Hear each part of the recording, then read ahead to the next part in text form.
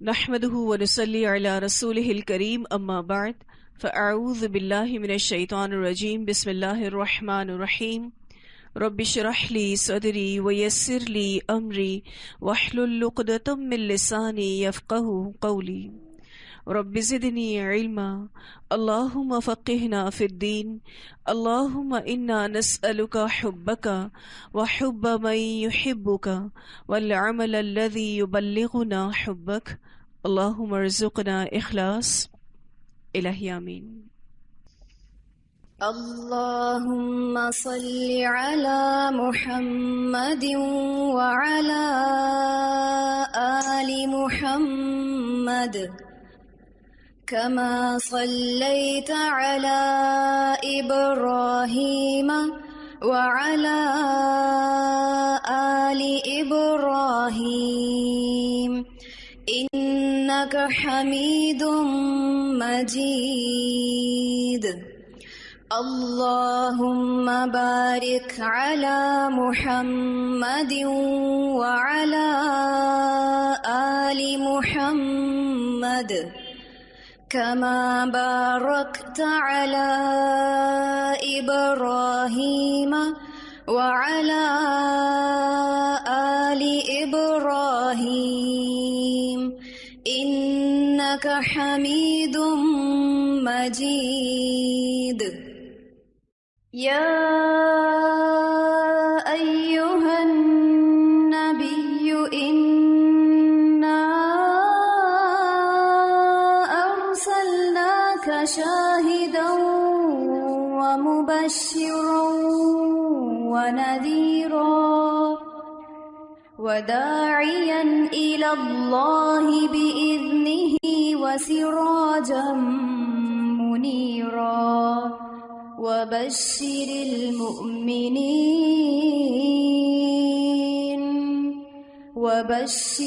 المؤمنين بأن لهم من الله فضلا كبيرا۔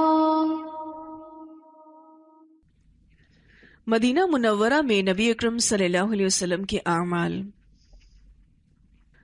جب نبی صلی اللہ علیہ وسلم مدینہ منورہ میں قیام پذیر ہو چکے تو دعوت اللہ کے ساتھ ساتھ وہاں کے دینی اور دنیاوی امور کو بھی منظم کرنا شروع کر دیا، کیونکہ جب تک آپ کسی اسٹیٹ کو منظم نہ کریں آپ ترقی نہیں کر سکتے۔ اسی لیے رسول اللہ صلی اللہ علیہ وسلم نے سب سے پہلا کام جو کیا وہ دینی اور دنیاوی امور کو منظم کیا۔ اس سلسلے میں آپ صلی اللہ علیہ وسلم کا پہلا قدم یہ تھا کہ آپ نے مسجد نبوی کی تعمیر شروع کی اور اس کے لیے وہ زمین خریدی جس پر آپ کی اونٹنی بیٹھی تھی۔ یہ 2 یتیم بچوں کی زمین تھی، تقریباً 100 ہاتھ لمبی اور 100 ہاتھ چوڑی۔ اس میں مشرکین کی چند قبریں تھیں، کچھ ویرانہ تھا، کھجور اور غرقد کے چند درخت بھی تھے۔ آپ نے قبریں اکھڑوا دیں، ویرانہ ختم کر دیا، درخت اور کھجوریں کٹوا دیں اور انہیں قبلے کے جانب لگوا دیا۔ بنیاد تقریباً 3 ہاتھ کھدوائی، دیواریں مٹی اور کچی اینٹوں سے اٹھوائیں، دروازے کے دونوں بازو پتھر کے لگائے گئے، چھت کھجور کی شاخوں کی اور شاہتیر کھجور کے تنوں کی۔ شاہتیر کہتے ہیں بڑی کڑی کو جس پر چھوٹی کڑیاں رکھی جاتی ہیں۔ یہ جو نبی اکرم صلی اللہ علیہ وسلم نے 2 یتیم بچوں سے مسجد نبوی کی زمین کو خریدا تھا، اس بارے میں حدیث آتی ہے بخاری کی کہ جب رسول اللہ صلی اللہ علیہ وسلم کی اونٹنی بیٹھ گئی تو آپ صلی اللہ علیہ وسلم نے فرمایا کہ انشاءاللہ یہی ہمارا مقام ہوگا۔ پھر رسول اللہ صلی اللہ علیہ وسلم نے ان دونوں بچوں کو بلایا اور اس جگہ مسجد بنانے کے لیے آپ صلی اللہ علیہ وسلم نے ان کی زمین کی قیمت معلوم کی، تو انہوں نے کہا کہ ہم نہیں لیں گے، یعنی ہمیں قیمت نہیں چاہیے، بلکہ اے اللہ کے رسول صلی اللہ علیہ وسلم، آپ صلی اللہ علیہ وسلم کو ہم یہ زمین ہبا کرتے ہیں۔ لیکن رسول اللہ صلی اللہ علیہ وسلم نے ہبا لینے سے انکار کر دیا کہ آپ تحفے قبول نہیں کرتے تھے۔ لیکن کیوں نہیں کیا؟ 2 یتیم بچوں کی تھی۔ یہاں تک کہ اس جگہ کو ان دونوں سے خرید لیا گیا۔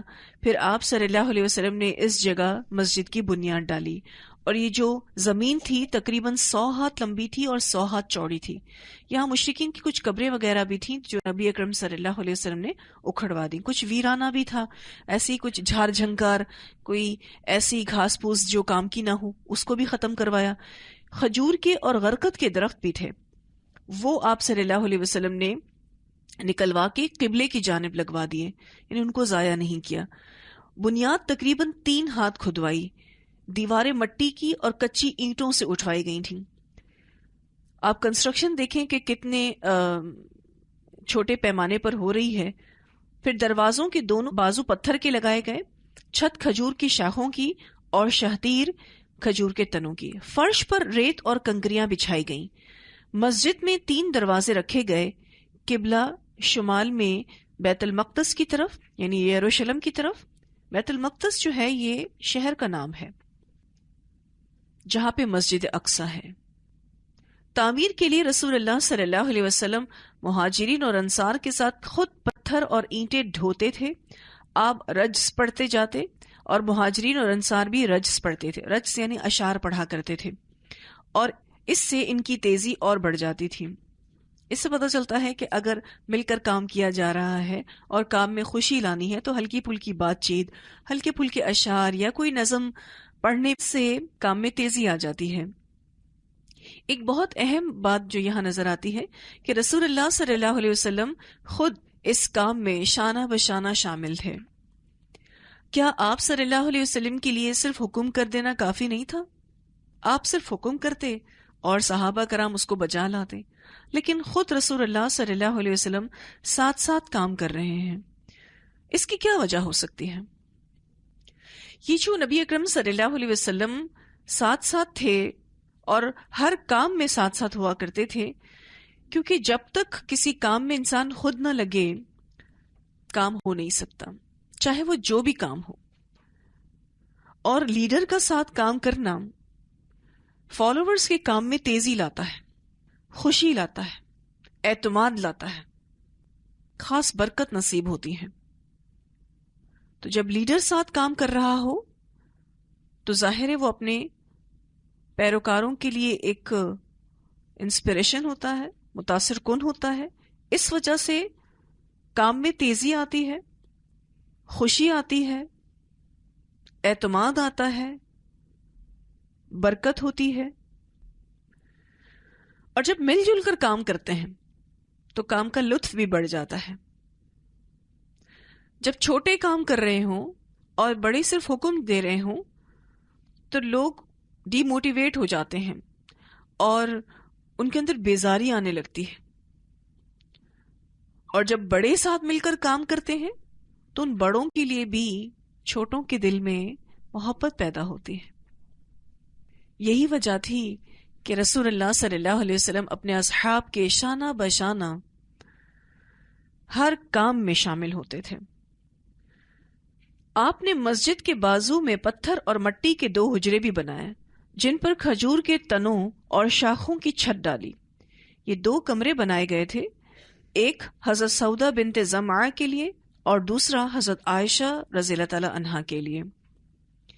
اس وقت آپ کے عقد میں 2 بیویاں تھیں. حضرت عائشہ رضی اللہ تعالی عنہا کو ان کی آمد کے تھوڑے ہی دن بعد شوال سن 1 ہجری میں رخصت کیا گیا، یعنی پھر وہ بھی رخصت ہو کر رسول اللہ صلی اللہ علیہ وسلم کے گھر آ گئی تھی. نکاح تو ان کا مکہ میں ہی ہو چکا تھا. اب یہ جو مسجد نبوی بنی، یہ مسجد نبوی کی بڑی فضیلت ہے. نبی اکرم صلی اللہ علیہ وسلم نے اس مسجد کے اندر نماز پڑھنے کے حوالے سے فرمایا، میری اس مسجد میں نماز باقی تمام مساجد کے مقابلے میں 1000 نماز سے بہتر ہے سوائے مسجد حرام کے. مسجد نبوی میں کوئی نماز پڑھتا ہے، ایک نماز، اس کے نامہ اعمال میں 1000 نمازوں کا ثواب لکھا جاتا ہے. یہ بخاری کی روایت تھی. اگلی جو حدیث ہے یہ بھی بخاری کی ہے. آپ صلی اللہ علیہ وسلم نے فرمایا، سامان سفر نہ باندھا جائے مگر 3 مسجدوں کے لیے، ایک مسجد حرام، دوسرا مسجد رسول صلی اللہ علیہ وسلم اور تیسرا مسجد اقصی. یعنی ان 3 مسجدوں کے لیے تو عبادت کی نیت سے سفر کیا جا سکتا ہے، باقی کے لیے نہیں. آپ صلی اللہ علیہ وسلم کی مسجد کی فضیلت میں آپ صلی اللہ علیہ وسلم فرماتے ہیں، میرے گھر اور میرے ممبر کے درمیان جنت کے باغوں میں سے ایک باغ ہے، اور میرا ممبر میرے حوض پر ہوگا۔ اسے بخاری نے روایت کیا ہے۔ ریاض الجنہ کا ایک حصہ رسول اللہ صلی اللہ علیہ وسلم کے گھر اور ممبر کے بیچ میں ہے۔ اس حصے کو سبز رنگ کے کارپیٹ کے ساتھ الگ امتیازی شکل دے دی گئی ہے تاکہ لوگوں کو واضح ہو جائے کہ ریاض الجنہ کہاں سے کہاں تک ہے۔ یہ جنت کے باغوں میں سے ایک باغ ہے، آپ صلی اللہ علیہ وسلم نے فرمایا ہے۔ اسی طرح سے نبی اکرم صلی اللہ علیہ وسلم کی مسجد میں تعلیم اور تربیت کا جو کام ہوتا تھا، اس حوالے سے ابو ہریرہ رضی اللہ عنہ سے روایت ہے کہ وہ مدینہ کے بازار سے گزر رہے تھے کہ رک کر کہنے لگے، اے بازار والوں، کس چیز نے تمہیں عاجز کر دیا ہے؟ تو لوگوں نے پوچھا، اے ابو ہریرہ وہ کیا ہے؟ کہنے لگے، نبی اکرم صلی اللہ علیہ وسلم کی میراث تقسیم ہو رہی ہے اور تم لوگ یہاں ہو، کیا تم جاتے نہیں ہو جا کے اپنا حصہ لے سکو؟ انہوں نے کہا، وہ کہاں؟ کہنے لگے، مسجد میں۔ وہ جلدی سے نکلے، ابو ہریرہ ان کے لیے وہیں رکے رہے یہاں تک کہ وہ لوٹ آئے۔ انہوں نے ابو ہریرہ سے کہا کہ ہم مسجد گئے مگر ہم نے وہاں کوئی چیز تقسیم ہوتے نہیں دیکھی۔ ابو ہریرہ رضی اللہ تعالیٰ عنہ نے کہا کہ تم نے مسجد میں کسی کو نہیں دیکھا؟ انہوں نے کہا، کیوں نہیں، ہم نے لوگوں کو نماز پڑھتے، قرآن پڑھتے اور حلال حرام کا مذاکرہ کرتے دیکھا ہے۔ ابو ہریرہ بولے، افسوس تم پر، یہی تو رسول اللہ صلی اللہ علیہ وسلم کی میراث ہے۔ اسے طبرانی نے روایت کیا ہے۔ اس میں ابو ہریرہ ان تمام بازار میں گھومنے والے لوگوں کو کس بات پر متوجہ کرنا چاہ رہے تھے کہ جاؤ مسجد میں جا کے علم سیکھو اور سکھاؤ، کیونکہ یہی نبی اکرم صلی اللہ علیہ وسلم کی میراث ہے۔ اور مسجد نبوی میں آپ دیکھیں کہ اس طریقے کے کام بہت ہوتے ہیں، مختلف حلقے بنائے جاتے ہیں اور وہاں پر لوگوں کو دین سکھایا جاتا ہے۔ کچھ لوگ سکھا رہے ہوتے ہیں اور کچھ لوگ سیکھ رہے ہوتے ہیں۔ تو یہ وہ مسجد تھی جس کو نبی اکرم صلی اللہ علیہ وسلم نے مسلمانوں کو منظم کرنے کے لیے بنایا اور اس پر سب سے پہلے کام شروع کیا۔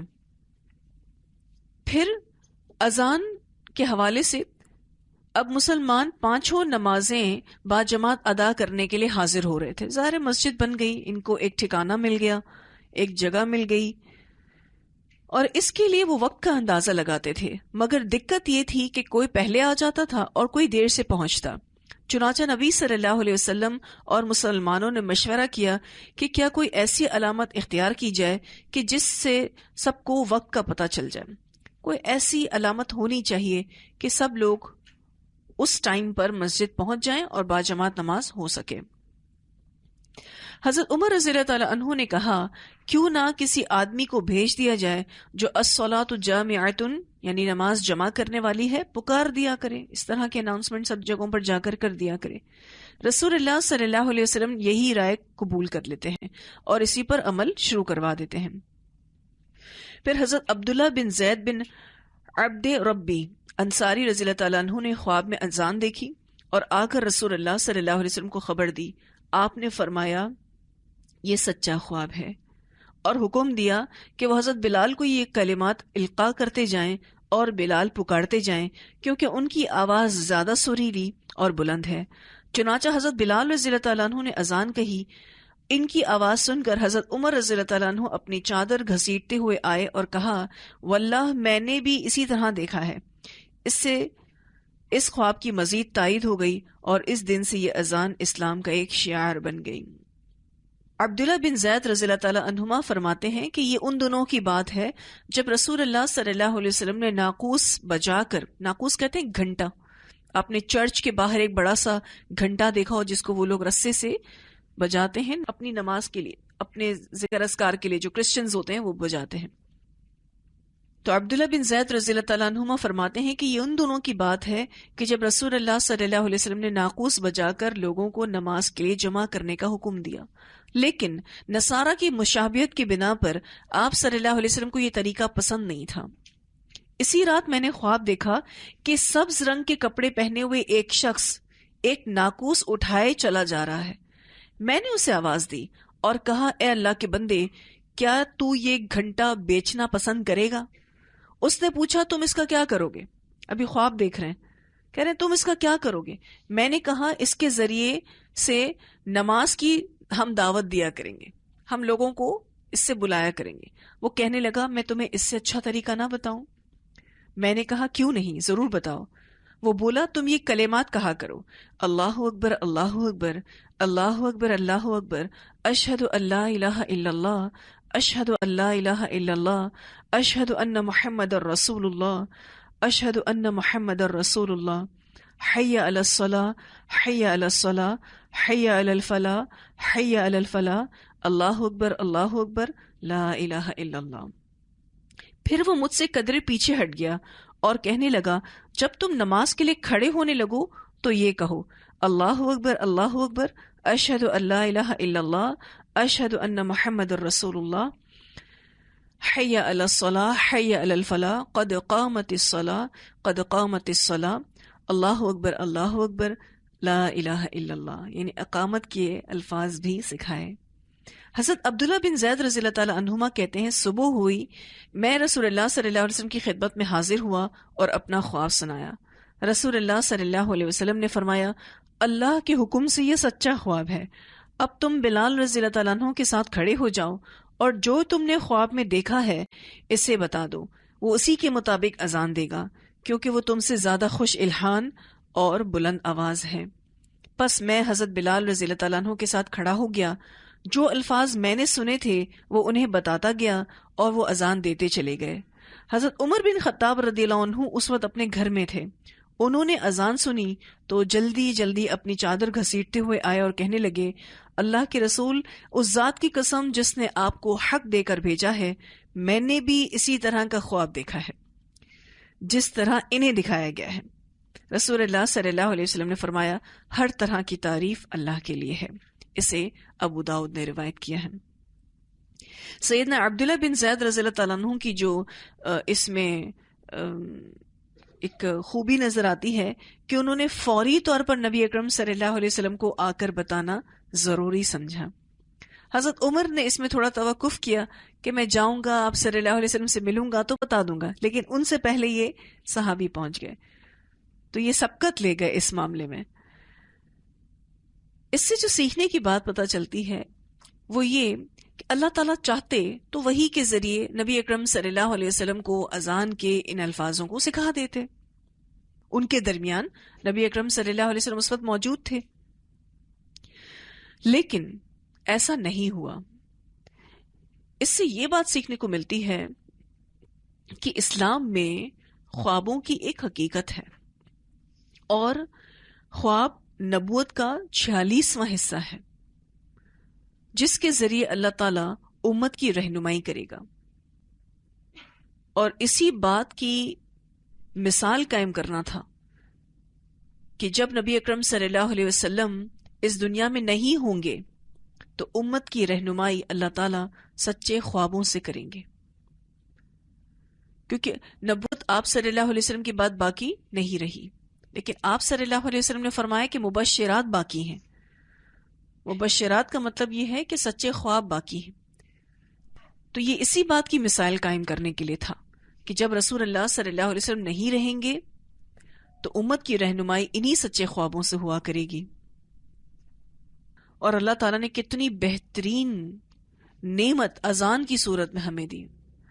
جب بھی اذان سنتے ہیں اس اذان سے جڑی بہت ساری سنتیں بھی ہیں۔ نبی اکرم صلی اللہ علیہ وسلم نے فرمایا جو کلمات مؤذن کہے تم بھی اس کو دہراؤ، اور پھر اس کے بعد درود پاک کا پڑھنا، پھر اس کے بعد اذان کے بعد کی دعاؤں کا پڑھنا نبی اکرم صلی اللہ علیہ وسلم کی شفاعت حاصل کرنے کے لیے ہے۔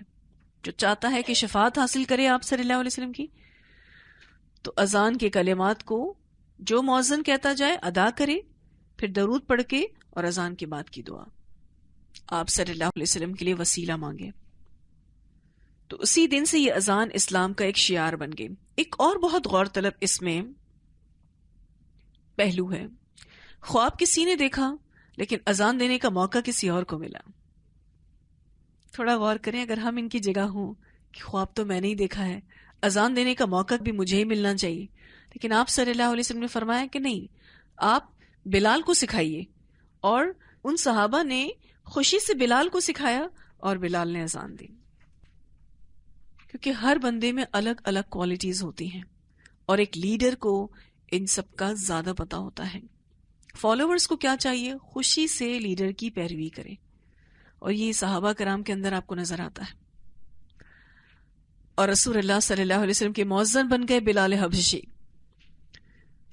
اللہ تعالیٰ نے ان کو لوگوں کو نماز کے لیے بلانے کی نیکی نصیب کی۔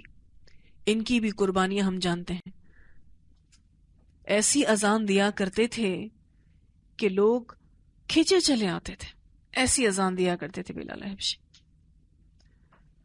آج بھی آپ حرم کی اذان سنیں اور مسجد نبوی کی اذان سنیں، ایسا لگتا ہے یہ پوری اذان اندر تک جذب ہو جاتی ہے، اتنی خوبصورت اذان دی جاتی ہے۔ اور حرم میں تو اذان کی خوبصورتی کے کیا ہی کہنے۔ حرم کا کنسٹرکشن کچھ اس طرح سے ہے کہ وہ پورا سرکل ہے، تو اس میں آواز جو گونجتی ہے اذان کی، اتنی روحانیت محسوس ہوتی ہے الحمدللہ، اور اللہ تعالیٰ کا اتنا شکر محسوس ہوتا ہے، اللہ نے کیسے خوبصورت الفاظ سکھا دیے اور کتنا خوبصورت انداز دے دیا نماز کے لیے بلانے کا۔ آپ دوسرے انداز دیکھیں جو دیگر مذاہب میں ہے، کہ چرچ میں جو گھنٹا بجتا ہے تو وہ گھنٹا جو ہے وہ ایک بیل سی بجتی رہتی ہے، جو لوگوں کو صرف اس بات کو بتانے کے لیے ہوتا ہے کہ عبادت کا ٹائم ہو گیا ہے۔ لیکن سب سے انوکھا اور منفرد اور پیارا انداز اللہ تعالیٰ نے مسلمانوں کو دیا۔ پھر مہاجرین اور انصار میں بھائی چارے کی ابتدا کی گئی۔ یہ انصار کا کرم اور ان کی خوبی تھی کہ وہ مہاجرین کو اپنے گھر ٹھہرانے اور ان کی میزبانی کرنے میں ایک دوسرے سے آگے نکل جانا چاہتے تھے۔ وہ اللہ کے اس ارشاد کا حقیقی نمونہ تھے۔ اللہ تعالیٰ فرماتے ہیں والذین تبوؤا الدار والایمان من قبلہم یحبون من ہاجر الیہم ولا یجدون فی صدورہم حاجۃ مما اوتوا ویؤثرون علی انفسہم ولو کان بہم خصاصہ۔ اس آیت میں اللہ تعالیٰ نے انصار کے حوالے سے کچھ باتوں کا ذکر کیا کہ والذین تبوؤا الدار والایمان من قبلہم، کہ انصار کا مہاجرین کی آمد سے پہلے ہی مدینہ میں جگہ بنانا اور ایمان لانا، یہ ان سے پہلے ہی، مہاجرین کے آنے سے پہلے ہی وہ وہاں مسلمان ہو چکے تھے اور ایک جگہ وہ بنا چکے تھے۔ دوسرا یحبون من ہاجر الیہم، مہاجرین کے لیے ان کے دل میں محبت کے جذبات تھے۔ ولا یجدون فی صدورہم حاجۃ، اور وہ کوئی حسد نہیں رکھتے مہاجرین سے، مما اوتو، جو کچھ بھی وہ دیے گئے، ویؤثرون علی انفسہم، اور وہ ترجیح دیتے ہیں اپنی ذات پر، ان مہاجرین کو، اپنے مہاجر بھائی کو اپنی ذات سے زیادہ بڑھ کر ترجیح دیتے ہیں۔ ولو کان بہم خصاصہ، چاہے وہ کتنے بھی بھوکے ہوں، ان کے پیٹ میں کتنی بھی بھوک ہو، کتنی بھی تنگ دستی ہو۔ تو یہ اللہ تعالیٰ نے مہاجرین اور انصار کے حوالے سے جو ایک کنیکشن بنا تھا اس کا ذکر اس آیت میں، اور انصار کی ان باتوں کا ذکر کر کے ایک طرح سے اللہ تعالیٰ نے ان کے حق میں گواہی دی ہے کہ یہ انصار ایسے تھے۔ پھر نبی اکرم صلی اللہ علیہ وسلم نے اس محبت اور ایثار کو انصار اور مہاجرین میں بھائی چارہ کرا کے مزید پختہ کر دیا۔ چنانچہ آپ صلی اللہ علیہ وسلم نے ہر انصاری اور اس کے نزیل یعنی مہاجر مہمان کو بھائی قرار دے دیا۔ نزیل نزل سے نکلا ہے، نزل مہمانی کو کہتے ہیں، تو نزیل کہتے ہیں مہمان بھائی، تو چونکہ مہاجر تھے اس لیے مہاجر مہمان کو بھائی قرار دیا۔ یہ کل 90 آدمی تھے، آدھے مہاجرین سے اور آدھے انصار سے۔ آپ صلی اللہ علیہ وسلم نے ان کے درمیان غم گساری پر اور اس بات پر بھائی چارہ کرایا کہ قرابت داروں کے بجائے وہی موت کے بعد ایک دوسرے کے وارث ہوں گے۔ بعد میں وراثت تو منسوخ کر دی گئی لیکن بھائی چارگی باقی رہی۔ یہ بھائی چارگی حضرت انس بن مالک رضی اللہ تعالیٰ عنہ کے مکان میں عمل میں آئی تھی، یعنی یہ کام مسجد میں نہیں ہوا تھا، یہ حضرت انس کے گھر پہ ہوا تھا۔ مہاجرین سے انصار کی محبت ہی کا نتیجہ تھا کہ انہوں نے نبی اکرم صلی اللہ علیہ وسلم پر اپنے کھجوروں کے باغات پیش کیے کہ آپ ان کے اور مہاجرین کے درمیان انہیں تقسیم فرما دیں۔ آپ نے انکار فرمایا تو انہوں نے کہا کہ پھر آپ لوگ کام کر دیا کریں، ہم پھلوں میں آپ لوگوں کو شریک کر لیں گے۔ انہوں نے تو پورے باغ آپ صلی اللہ علیہ وسلم کے سامنے رکھ دیے کہ آدھے ہمیں اور آدھے مہاجرین میں بانٹ دیں آپ، لیکن نبی اکرم صلی اللہ علیہ وسلم نے منع فرمایا۔ تو پھر اس بات پر بات طے ہوئی کہ یہ مہاجر ان باغوں میں کام کریں گے اور وہ پھلوں میں ان کو شریک کر لیا کریں گے۔ آپ صلی اللہ علیہ وسلم نے اسے منظور فرما لیا۔ حضرت سعد بن ربیع رضی اللہ تعالیٰ عنہ بہت مالدار انصاری تھے۔ انہوں نے اپنے مہاجر بھائی عبد الرحمن بن عوف رضی اللہ تعالیٰ عنہ سے کہا، میرا مال آدھا آدھا تقسیم کر لو، میری 2 بیویاں ہیں، دیکھو تمہیں جو پسند ہو مجھے بتلا دو، میں اسے طلاق دے دیتا ہوں، عدت گزر جائے تو اس سے شادی کر لینا۔ عبد الرحمن بن عوف رضی اللہ تعالیٰ عنہ نے کہا، اللہ آپ کے اہل اور مال میں برکت دے، آپ لوگوں کا بازار کس طرف ہے؟ یعنی مجھے جہاں میں کما سکتا ہوں، کام کر سکتا ہوں، وہ جگہ بتا دیجئے۔ یعنی آپ صحابہ کرام کے اندر خودداری بھی دیکھیں، کتنی خودداری تھی۔ انصار کے اندر ایثار اور شیئر کرنے کا جذبہ اتنا زیادہ کہ 2 بیویاں بھی تھیں تو ایک بیوی کہا کہ جو پسند ہو وہ رکھ لو، اس کو میں طلاق دینے کے لیے تیار ہوں، اتنی محبت۔ لیکن عبد الرحمن بن عوف نے کہا کہ آپ لوگوں کا بازار کس طرف ہے، مجھے وہ بتا دیجئے۔ انہوں نے انہیں بنو قینقاع کا بازار بتلا دیا۔ وہ واپس آئے تو ان کے پاس کچھ فاضل پنیر اور گھی تھا، یعنی کچھ کما کر لے کر آئے اور کچھ کھانے پینے کی چیزیں خرید کر لے کر آئے۔ پھر تھوڑے ہی دن گزرے کہ انہوں نے مال بھی کمایا اور ایک انصاری عورت سے شادی بھی کر لی۔ جہاں ایک طرف انصار سب کچھ پیش کر رہے تھے، وہاں مہاجر خود کام بھی کر رہے تھے۔ ورنہ عمومی طور پر ایسا ہوتا ہے کہ اگر مفت میں کوئی چیز مل رہی ہو، کھانا پینا رہنا کاروبار سب کچھ مل رہا ہو، تو عمومی طور پر لوگ اس کو قبول کرنے میں پیچھے نہیں ہٹتے۔ لیکن مہاجرین کا یہ عمل قابل دید ہے کہ وہ خود کام کر رہے تھے، فارغ بیٹھنا انہوں نے پسند نہیں کیا۔ اسلامی معاشرے اور اسلامی امت کی بنیاد رکھنا، یہ بھائی چارہ مہاجرین کے ایک فرد اور انصار کے ایک فرد کے درمیان تعلق قائم کرتا تھا۔ لیکن مسلمان مدینہ آنے کے بعد چونکہ ایک مستقل امت ہو چکے تھے، اس لیے ان کی اجتماعی تنظیم کی بھی ضرورت تھی، اور انہیں یہ بھی بتلانا تھا کہ ان کے حقوق اور واجبات کیا کیا ہیں، اور ان نکات کی بھی نشاندہی کرنی تھی جو انہیں اوروں سے الگ ایک مستقل امت بناتے ہیں۔ پھر مدینہ میں مسلمانوں کے علاوہ 2 اور جماعتیں تھیں جو عقیدے اور دین، مصالح اور ضروریات اور جذبات اور احساسات میں مسلمانوں سے مختلف تھیں۔ وہ تھے مشرکین اور دوسرے یہود۔ ظاہر ہے یہ 2 جماعتیں ایسی تھیں جن کا عقیدہ دین الگ تھا، جن کی ضروریات مسلمانوں سے الگ تھیں، جن کے جذبات اور احساسات بھی مسلمانوں سے الگ تھے۔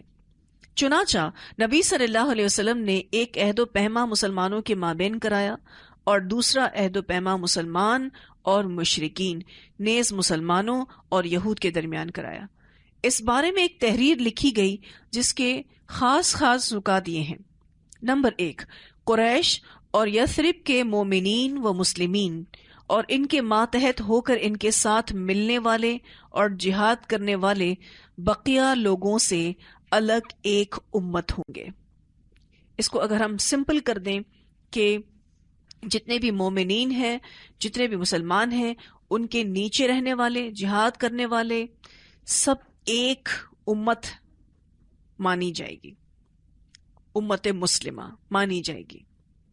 ان کی دیت کی ادائیگی اور قیدی کی رہائی اہل ایمان کے درمیان عرف سابق کے مطابق ہوگی۔ جو پہلے سے ایک قیمت طے ہے دیت کی، اسی کے مطابق ہوگی، اور یہ فدیہ اور دیت میں اہل ایمان کی مدد کریں گے۔ اور یہ لوگ مفسد، ظالم اور باغی کے خلاف ایک ہو کر اٹھیں گے، چاہے وہ ان کی اپنی ہی اولاد کیوں نہ ہو۔ جو بھی مدینہ میں فساد کرے گا، ظلم کرے گا یا بغاوت کرے گا، تو سب ایک ہو کر اس کا مقابلہ کریں گے، چاہے باغی اس کی اولاد ہی کیوں نہ ہو، ظالم اس کی اولاد ہی کیوں نہ ہو۔ اور کوئی مومن کسی مومن کو کافر کے بدلے قتل نہیں کرے گا، اور نہ کسی مومن کے خلاف کسی کافر کی مدد کرے گا۔ اب امت مسلمہ کو جمع کیا جا رہا ہے نا، تو یہ کچھ نکات لکھے گئے۔ اللہ کا ذمہ ایک ہے، لہٰذا ایک معمولی آدمی کا دیا ہوا ذمہ بھی سارے مسلمانوں پر لاگو ہوگا۔ ذمہ جو امان دیا کرتے تھے اس کی بات ہو رہی ہے۔ تو اللہ کا ذمہ ایک ہے، لہٰذا ایک معمولی آدمی کا دیا ہوا بھی ذمہ، یعنی اگر کسی معمولی آدمی نے کسی کو امان دے دی ہے تو سارے مسلمانوں پر وہ لاگو ہوگی، یعنی سمجھیں سبھی نے جیسے امان دے دی۔ جو یہود مسلمانوں کے پیروکار ہو جائیں ان کی مدد کی جائے گی اور وہ دوسرے مسلمانوں کی ہی طرح ہوں گے، جو مسلمانوں کی پیروی کرنے کے لیے تیار ہو جائیں، اور مسلمانوں کی صلح ایک ہوگی۔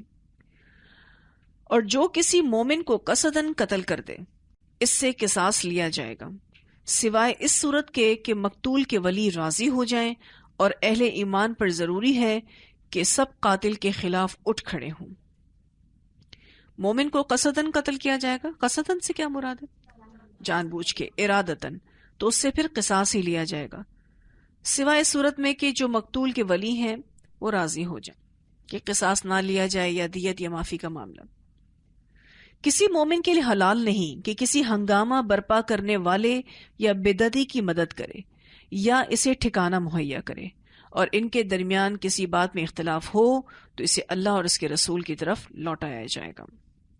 اس عہد و پیمان کے علاوہ نبی اکرم صلی اللہ علیہ وسلم نے مختلف اوقات اور مواقع پر مسلمانوں سے اسلامی اخوت کا حق بھی بیان فرمایا۔ انہیں باہم تعاون، اتحاد، غمگساری اور خبرگیری کی ترغیب دی گئی، یہاں تک کہ یہ اخوت تاریخ کی سب سے بلند چوٹی تک پہنچ گئی۔ یہ مسلمانوں کے درمیان ایک ایگریمنٹ یوں سمجھ لیں کہ بنایا گیا تھا۔ باقی رہے مشرکین تو ان کا معاملہ چل چلاؤ پر تھا۔ ان کی اکثریت اپنے سرداروں اور بڑوں سمیت مسلمان ہو چکی تھی، اور ان میں اتنی سخت نہ تھی کہ مسلمانوں کے مد مقابل کھڑے ہو سکتے، لہٰذا ان سے نبی اکرم صلی اللہ علیہ وسلم نے یہ عہد لیا کہ کوئی مشرک قریش کی جان و مال کو پناہ نہیں دے گا، اور نہ کسی مومن کے آگے اس کی حفاظت کے لیے رکاوٹ بن سکے گا۔ اور اس عہد کے بعد ان کی طرف سے کوئی اندیشہ نہیں رہا، یعنی یہ سیف ہو گئے تھے مسلمان ان مشرکین سے۔ باقی رہے یہود تو ان کے ساتھ نبی اکرم صلی اللہ علیہ وسلم نے جو معاہدہ کیا اس کے خاص خاص نکات یہ ہیں۔ آپ دیکھ رہے ہیں پہلے مسلمانوں کا آپس میں ایگریمنٹ ہوا ہے، پھر مشرکین سے ایک وعدہ لیا گیا، ایگریمنٹ لکھوایا گیا جو کہ بہت مختصر تھا، اور اب تیسرا یہود سے لیا جا رہا ہے۔ یہود مسلمانوں کے ساتھ ایک امت ہوں گے، یعنی ایک قوم کی طرح ہوں گے۔ یہود بھی ایک ہی جگہ رہ رہے تھے، مسلمان بھی ایک ہی جگہ رہ رہے تھے، تو اب مل کر ایک قوم کی طرح ہوں گے۔ ان کے لیے ان کا دین اور مسلمانوں کے لیے مسلمانوں کا دین ہوگا، ان کے ذمے ان کا خرچ ہوگا اور مسلمانوں کے ذمے مسلمانوں کا خرچ ہوگا، ہر کوئی اپنا اپنا خرچ اٹھائے گا۔ دوسرا، جو طاقت اس معاہدے کے کسی بھی فریق سے جنگ کرے گی یا یثرب پر حملہ آور ہوگی، سب اس کے خلاف آپس میں تعاون کریں گے اور ہر ایک اپنی جانب کا دفاع کرے گا۔ یعنی اس کو سمپل کر دیں تو مدینہ کی طرف اگر کوئی حملہ آور ہوتا ہے تو یہود اور مسلمان مل کر مدینہ کا دفاع کریں گے۔ مسلمان اپنی طرف کے علاقے کا دفاع کریں گے، یہود اپنی طرف کے علاقے کا دفاع کریں گے۔ تیسرا، اور اس معاہدے کے شرکاء کے درمیان خیر خواہی، خیر اندیشی اور نیکوکاری کے تعلقات ہوں گے، گناہ کے نہیں۔ آپس میں ایک اچھے ہیلدی کمیونیکیشن اور کنیکشن کے ساتھ رہیں گے۔ آدمی اپنے حریف کے جرم میں نہیں پکڑا جائے گا، یعنی اگر کسی سے کسی کی دوستی ہے تو دوست کے جرم میں دوست کو سزا نہیں ہوگی۔ اگر کسی اور نے کوئی جرم کیا ہے تو اس کا حلیف اس کی سزا نہیں بھگتے گا۔ مظلوم کی مدد کی جائے گی، جس پر ظلم ہوا ہے اس کو سپورٹ کیا جائے گا۔ جب تک جنگ برپا رہے گی یہود بھی مسلمانوں کے ساتھ خرچ برداشت کریں گے، جنگ کے ایکسپنسز مل کر برداشت ہوں گے۔ اس معاہدے کے شرکاء پر یثرب میں ہنگامہ آرائی اور کشت خون حرام ہو گیا۔ جو یہ معاہدے میں شامل ہیں اب مدینہ میں ہنگامہ آرائی نہیں کر سکیں گے اور خون نہیں بہایا جائے گا۔ تو یہ حرام ہوگا، آپ صلی اللہ علیہ وسلم نے کہا. اور اگر ان میں کوئی ہنگامہ یا جھگڑا برپا ہو جائے تو اس کا فیصلہ اللہ اور اس کے رسول کریں گے. ان کے آپس میں اگر کوئی مس انڈرسٹینڈنگ آ جائے، ان کے درمیان اگر کوئی مسئلہ آ جائے تو فیصلہ اللہ اور اس کے رسول کے پاس جا کر ہوگا. قریش اور ان کے مددگاروں کو پناہ نہیں دی جائے گی، کیونکہ وہ مکہ سے ریلیٹڈ ایک دشمن تھے مسلمانوں کے، تو قریش اور ان کے مددگاروں کو پناہ نہیں دی جائے گی. اور یہ معاہدہ کسی ظالم یا مجرم کے لیے آڑ نہیں بنے گا.